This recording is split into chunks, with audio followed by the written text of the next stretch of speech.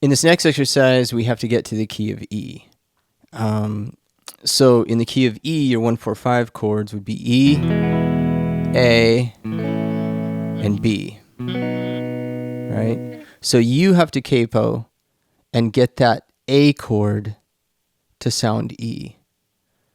So you have to make sure you get in the right place with the capo to play that A chord shape and be in the key of E.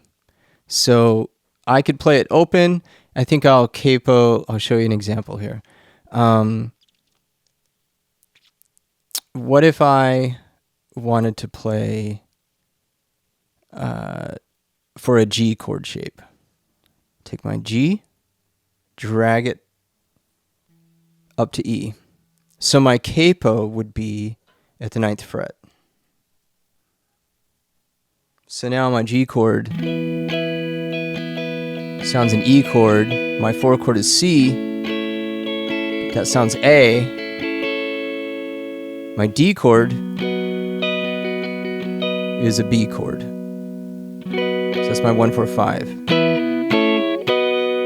E, A, B. It feels weird to say one chord and play another. Okay, so I think what I'll do is I will capo. I want to play this. You're playing 1-4-5 in A. I'll play 1-4-5 with my D chord shape. So D, G, and A. So I want to take my capo. I want to play a D chord.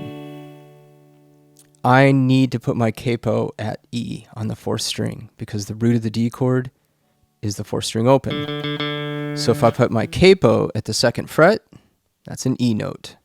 So now play my D chord there.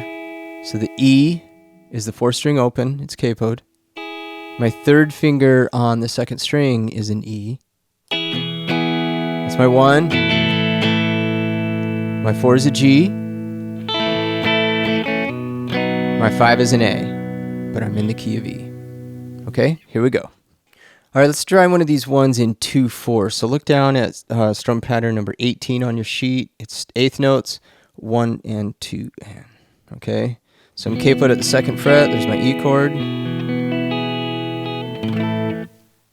Here we go. 1 and 2 and 1 and 2 and.